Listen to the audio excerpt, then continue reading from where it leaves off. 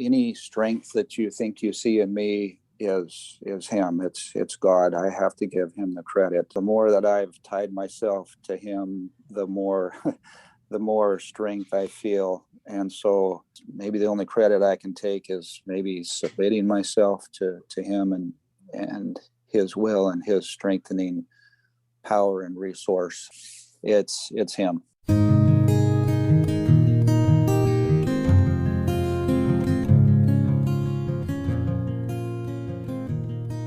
Grief is a difficult topic to discuss, but talking about loss to suicide seems to be even more challenging.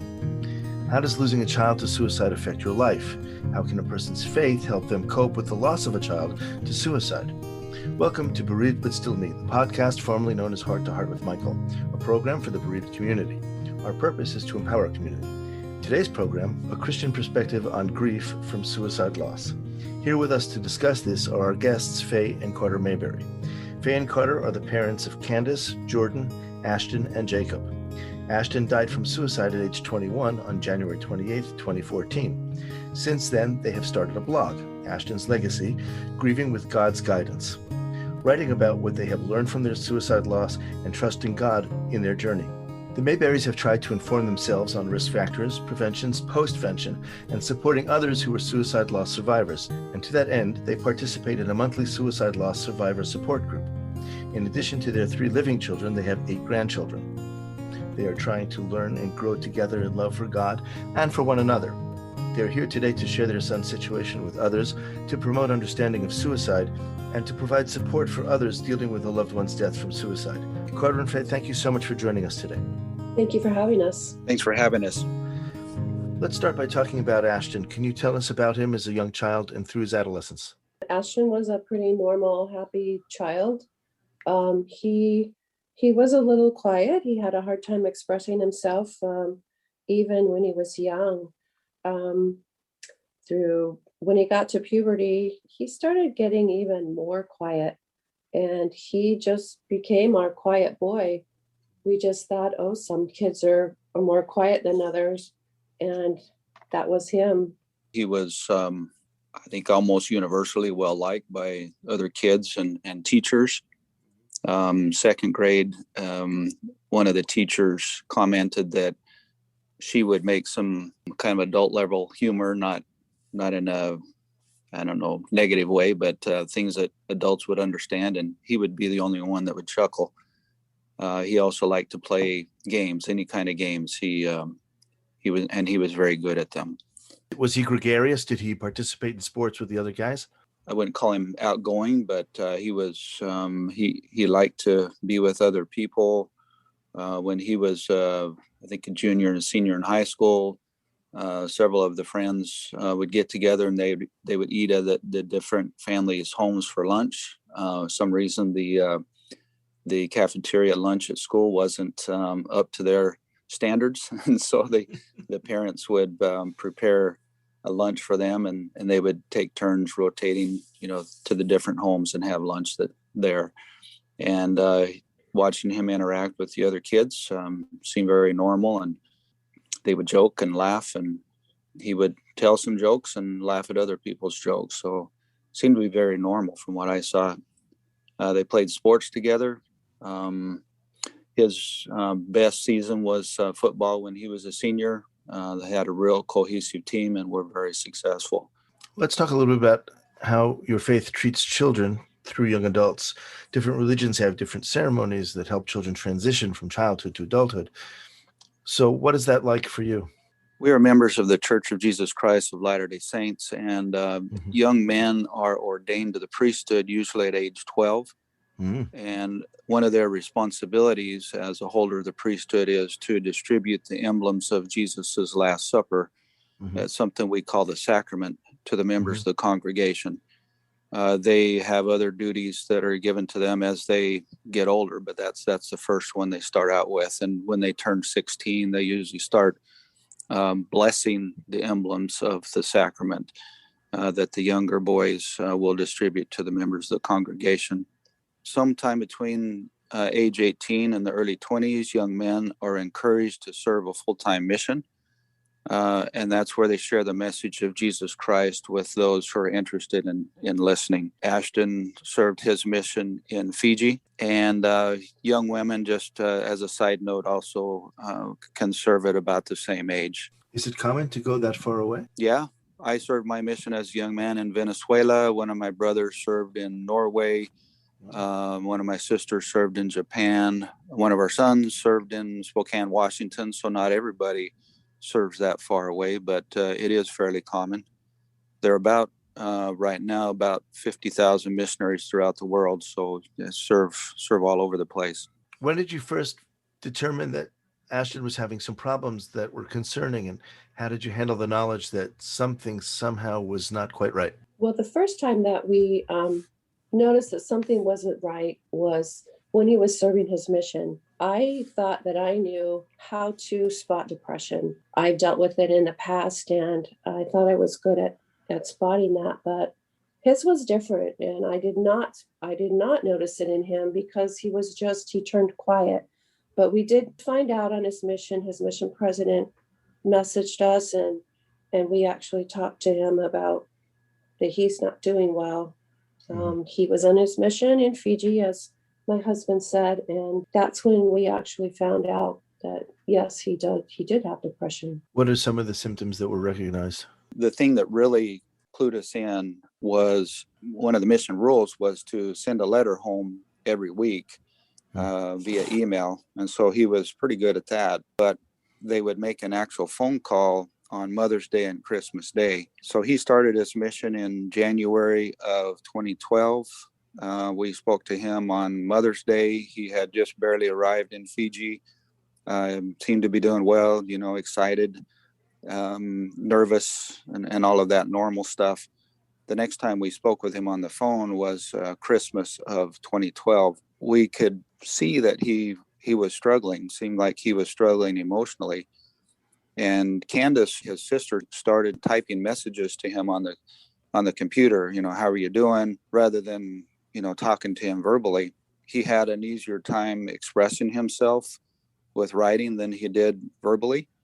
And so he started opening up to her and saying that he was struggling with depression. And he actually started to cry in the call. We could see from the video that he was crying. So that's when we really knew that he was having a hard time with depression. Our family sings, and we had sung something together. It was kind of a bonding thing, and that's when he started crying. That's when his sister started messaging him instead of just talking.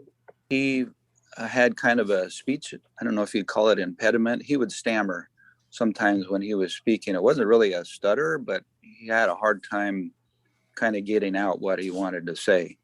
And I don't know if the other kids made fun of him. I'm not sure. I never saw that. And we had him see a speech therapist, and they didn't think it was severe enough, and he didn't think it was either, to have any ongoing therapy. But I don't know, did that somehow contribute to his difficulty in expressing himself? And did that contribute to that conversation that we had on Christmas Day, when he did better in writing things out than he did in talking verbally about his feelings? You are listening to Bereaved But Still Me. If you have a question or comment that you would like addressed on our program, please send an email to Michael Lieben at michael@bereavedbutstillme.com. That's michael@bereavedbutstillme.com. This content is not intended to be a substitute for professional medical advice, diagnosis, or treatment. The opinions expressed in the podcast are not those of Hearts Unite the Globe, but of the hosts and guests, and are intended to spark discussion about issues pertaining to congenital heart disease or bereavement. Let's talk a little bit about your religion and how it views suicide. Our religion views mortal life as something that's sacred and should be protected. It's a precious gift from God. The church teaches that it is not right for a person to take their own life. However, only God is able to judge the person's thoughts, actions, and level of accountability at the time of the suicide. So we leave that judgment to God. He knows what all of the contributing factors to the suicide, and only he can judge. I think that's very wise. Many people are quick to judge, and I'm sure you've run into that. I'm going to stretch here. That's probably one of the things that makes it so much more difficult to talk about. Have you been faced with other people's snap judgment? We know that it's out there. We've heard that other people have been judged. Mm-hmm. We have not felt judged. And I know how we could be judged, but our situation, we have not felt that. I've noticed that it's awkward for people to, I don't know, sometimes be around us or talk about Ashton or whatever. And so I don't just try to give them some grace. I just put myself in their shoes. I have a cousin whose son died from suicide about 3 years before Ashton did, and I didn't know what to say to him. Mm-hmm. And so, I have a lot of compassion for others who don't know what to say to us. I can say that you're a much kinder person than I am. Well, we just decided early on that people who did say things or who did things that weren't quite helpful to us, we decided that they're doing the best they can and they wanted to help us.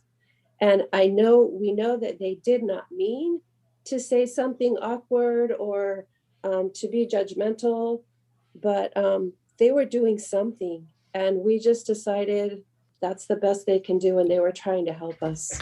Well, you may be two of the kindest people I've ever met. I've found that it divides into two groups of people. There are people who want to say something and they dig down into their deepest well of pain to try and find a way to connect. And sometimes that's humorous. A lot of our listeners have dealt with heart disease in children. And so before a child goes off to surgery, somebody will say something like, I know exactly how you feel. My son had his tonsils out and I was a wreck. Okay, you know what? If that's the worst thing that you can find in your life, good for you. And I'm very okay with that.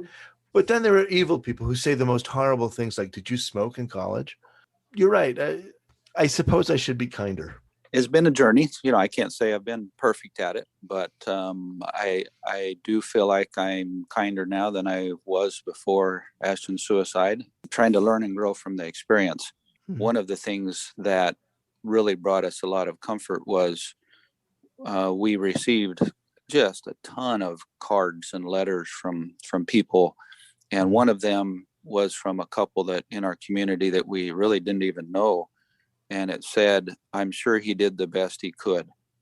And I can't describe how much comfort that brought to me. That was just such a kind thing to say, because I really felt like he did. Did your son share your faith? And do you think that his faith was in some way influential in his act of suicide?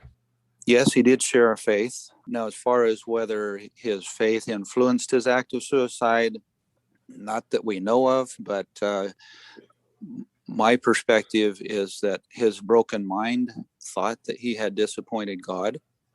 And despite our efforts and his church leaders who met with him during his mission and after his mission, saw a psychiatrist, he saw a counselor.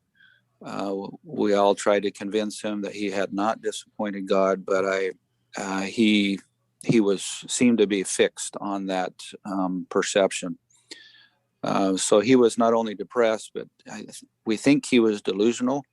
We don't know exactly what his delusions were, but delusions are fixed, and no matter how much reasoning you try to do with them, he was fixed in that. And the other thing that worked against him is he had a difficult time expressing himself. And so the thoughts that he had inside his mind they stayed in there and seemed to grow and multiply until they finally became overwhelming. We touched on this a little bit earlier. Who brought comfort to you after your son's death? We are from a small town, and we had a community, not just family around us, but a whole community. Because of my husband's career, the whole community knows us.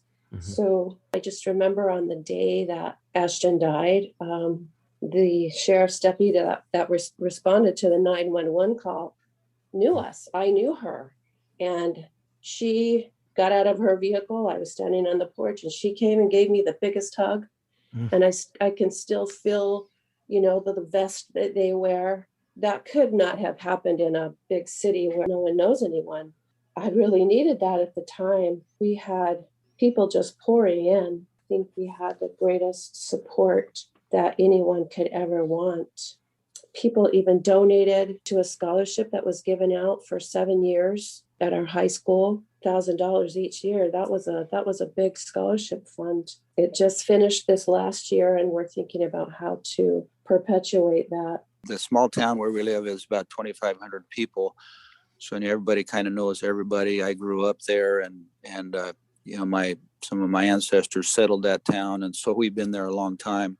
Faye grew up in a town that's 7 miles away, and her father was the funeral director, and so everybody knew them, and that's where my practice was in her town. And so, we kind of knew everybody. One of my friends put something on Facebook that said, "A village weeps," and that was just so touching to us to have that, that phrase. One of the pharmaceutical representatives stopped by our medical office and said when they learned about our son's death, they went to the store to try to buy a condolence card, and there weren't any. I don't know, was that just a coincidence, or is it because they were all bought out for us? I don't know. We sure feel like they were, because we just it sounds to me like they sold out for you. Sure.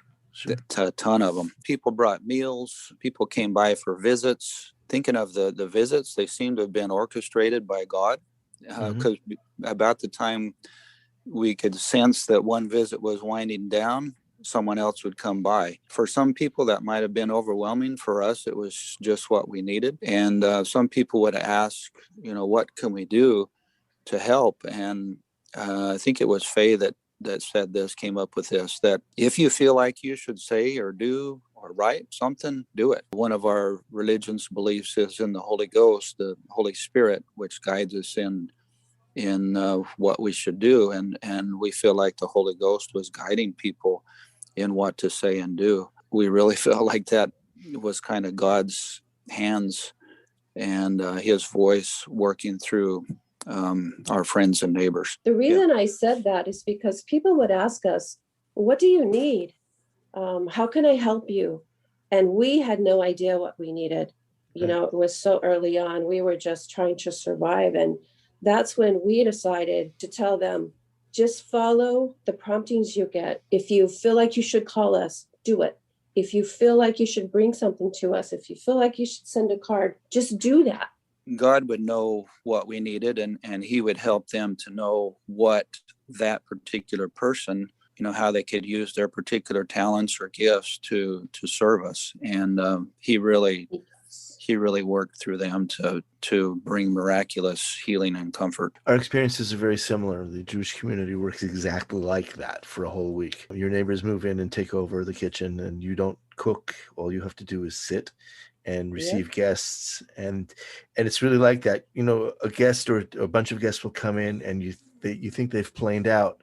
And as they leave, the next wave comes in. And as you said, it's very, very healing. It's very, very comforting. I think it's the beginning of healing. I don't think it's the end, but it's a very good way to start. There was also a friend who had suffered from depression and anxiety. He started a foundation to raise money to study depression and how to treat it. It was very touching to us that he did that. He named it the Ashton Foundation. That's lovely. How has your faith brought you comfort since you lost Ashton?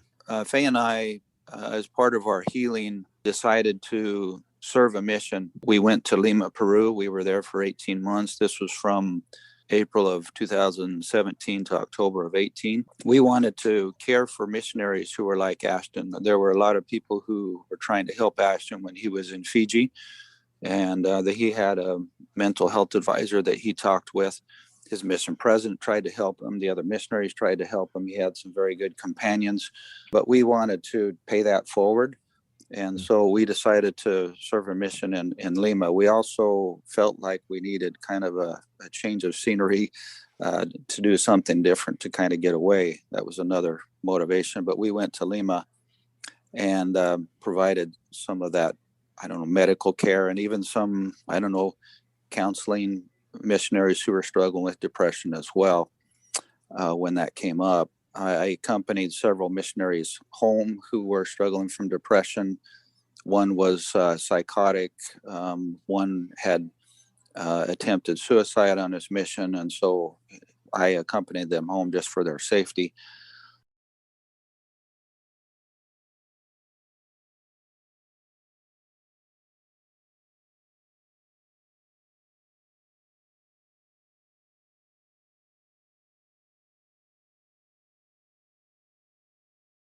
So modern day apostle, just like Christ had 12 apostles in the early days of the church. He's an apostle for the church today. Produced a video about suicide, and it was very comforting for us. We had some 15-20 minutes with him privately. He said, "I promise you in the name of the Lord that your son is fine." He told us that 3 times, "Your boy is fine." I just can't describe the comfort that brought to me. Did that remove some weight, maybe guilt, maybe something like, what have I done wrong? When I came out of that meeting, I felt lighter. It was just an amazing, wonderful, lifting, miraculous experience. Well, my faith has brought me comfort in that I know that I am not alone in carrying my grief. My Savior, Jesus Christ, has already carried that for me. And he's there for when it gets too overwhelming and I just can't feel it. I don't want to feel this heaviness anymore. And I know that I can give it to him and he can share it with me so it's not so heavy. He can make this burden of grief lighter, and he has done it. And I know that he will continue to do it when I need it. And I'm so grateful for that. We've often said on this program that grief shared is grief lightened. And It's interesting that both of you have either used the word share or lightened. It's a really good example of how sharing grief can make the difference for us who have to still carry on. In our church, when people are married, the phrase "till death do you part" is not used. The marriage is for time and all eternity. So Faye and I, if we're, it's not automatic, but if we're worthy, if we keep the commandments and do our best, we are, it's called sealed for our time and all eternity. Mm-hmm. And any children born to us, or if we adopted children, they would be sealed to us for time and all eternity as well. And that's one of the things that this apostle said to us when we met with him as well, is that the power of the temple sealing is real. And so Ashton is ours through the eternity. And I can't describe or explain the comfort that brings, but it does. The other thing that brings comfort to me is Christ not only knows what we are feeling, but he also knows what Ashton was feeling when he was here on the earth. And the fact that he took his own life, that was a mistake. He shouldn't have done that. However, Christ's atonement somehow is able to pay the price for that mistake that Ashton made. And I don't know how that works, but I have faith that it does. We believe in a God who weeps when we weep, and it's just comforting to me to know that he is there feeling the grief with me. And sometimes I've told him it hurts, and I've felt him say, "I know it hurts." I can't describe the comfort that brings to me. If you've enjoyed listening to this program, please visit our website, heartsunitetheglobe.org, and make a contribution. This program is a presentation of Hearts Unite the Globe and is part of the Hug Podcast Network. Hearts Unite the Globe is a nonprofit organization devoted to providing resources to the congenital heart defect community to educate, empower, and enrich the lives of our community members. If you would like access to free resources pertaining to the CHD community, please visit our website at congenitalheartdefects.com for information about CHD, hospitals that treat CHD survivors, summer camps for CHD families, and much, much more. One thing, a phrase that I've started studying in the scriptures recently is waiting upon the Lord. And I kind of a funny side note, Princess Bride is one of my favorite movies. And one of the characters in there is Inigo Montoya. And one of the things he says in there is, "I hate waiting." And that's his job in that movie, by the way, is to wait. That's what he does. And that kind of describes me. So I hate waiting, but I'm learning to wait upon the Lord. One of the speakers in a recent church meeting mentioned that waiting upon the Lord is a holy place to be. We don't just sit and do nothing. We still need to move forward, but to wait upon the Lord is a holy position to be in. And I'm grateful for his help in helping me to be more patient. The other thing I wanted to comment, but one of the things for me as a father, the father is kind of the protector, and to have my son die from suicide early on, I felt like I let my son down because I didn't somehow protect him from that. As a physician, it was hard for me because I'm supposed to help people get better, and I couldn't help my son get better. That was really hard for me early on, but fortunately, that blow has been softened, maybe partly by time and partly by knowing that there is only one God, and that's not me. And I don't control everything in the universe, and so if that were controllable, he could have done it but chose not to. How can someone who's lost a child to suicide best be served by their faith, and how can they reach out to others in their faith to help them deal with their grief? One of my band teachers when I was in school, she still lives in the community. She's 90 years old, but she came to the viewing, Ashton's viewing, and she asked me, how do people get through things like this without God? And I said, I don't know, and I don't want to find out. So I don't know. That was very comforting for me to hear. It's also comforting for me when people remember Ashton's birthday. When people remember the anniversary of his death. We call it his angelversary. It's very comforting when people share memories. I think some people are afraid to say his name. It's comforting for us to hear his name. When we've been on missions, people have tended his grave and they send us pictures of what they've done. They're there by the grave, and that's very touching and comforting. My brother, Ashton, was doing some work for him and digging out mesquite root. And he told us about that around the last angelversary. And he saved that mesquite root kind of in Ashton's honor. I just really appreciated that. Yeah. People have said, I'm sorry for your loss. Other people have said, I don't know what to say. For me, that's been very comforting. Because what do you say? What do you say to a parent who's lost a child to suicide? Those have been perfect things to say. Well, you asked Michael about reaching out to others and helping them deal with their grief. That's exactly what we're trying to do. We have a big need to help others who have been affected by suicide, and not just people in our faith, but anyone.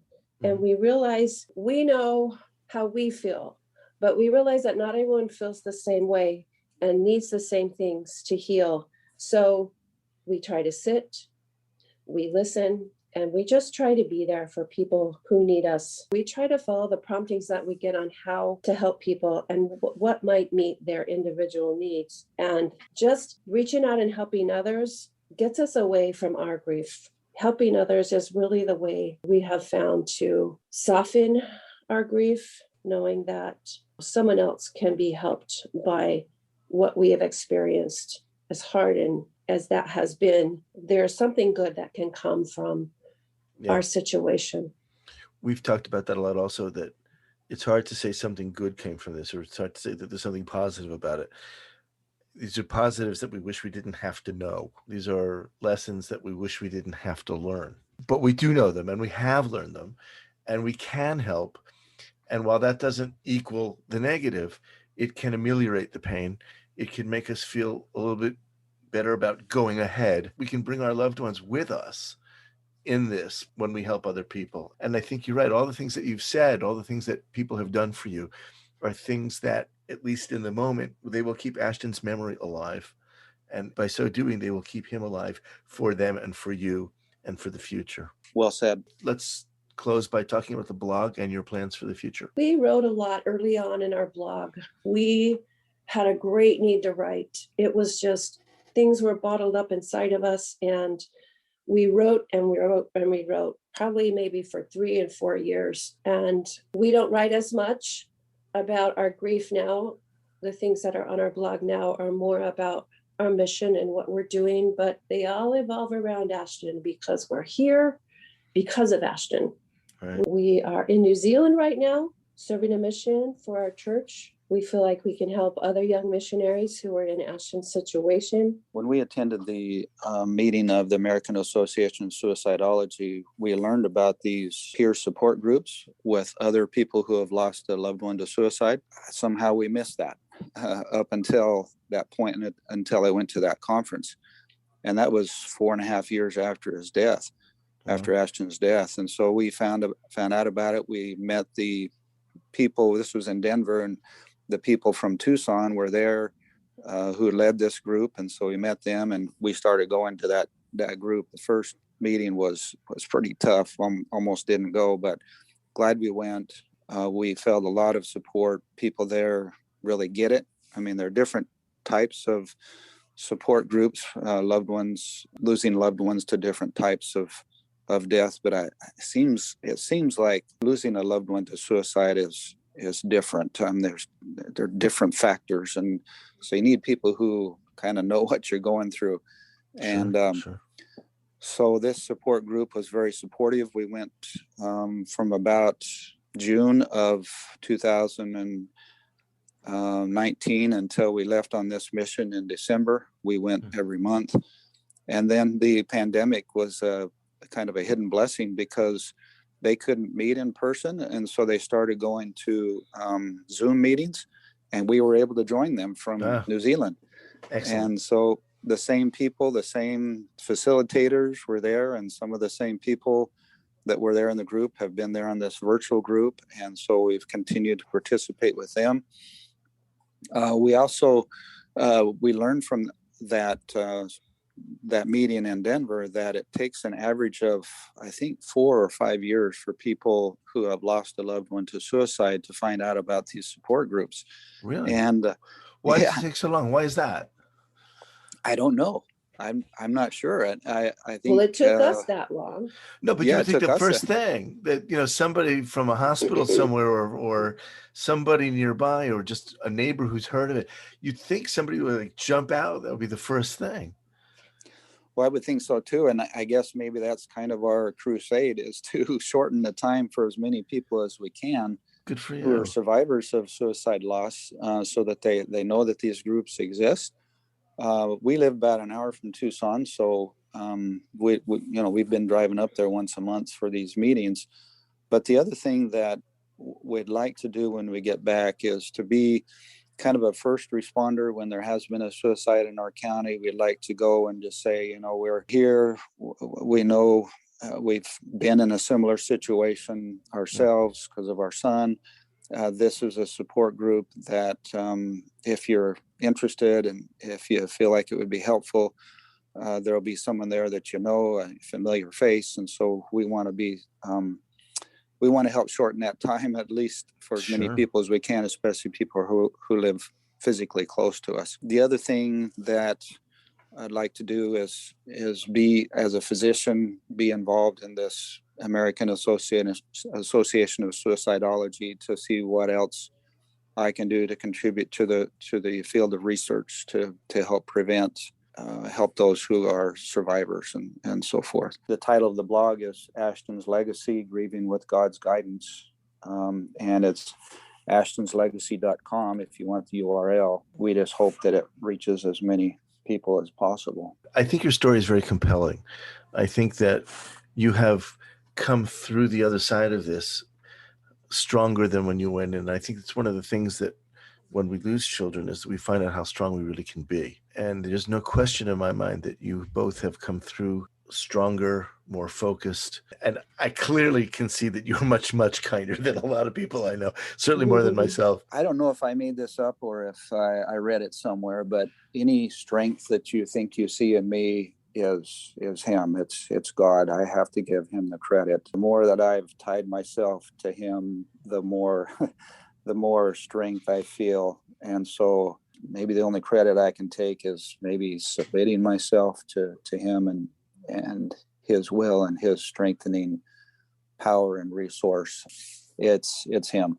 I can think of no better way to end this episode of Bereaved But Still Me, the podcast formerly known as Heart to Heart with Michael. Again, I want to thank Faye and Carter for sharing with us how their faith has brought them some comfort after the tragedy of losing their son to suicide. Thank you, Michael. I hope this is helpful to people who are experiencing suicide loss. Thank you to everybody behind the scenes that's helped this to happen as well. Appreciate it. Thank you, Michael. If you've enjoyed the program, I'd like to invite you to be a patron. For a monthly pledge, you can help us continue to provide free programming for the bereaved community. Just visit www.patreon.com/heart-to-heart. Until next time, please remember that moving forward is not moving away.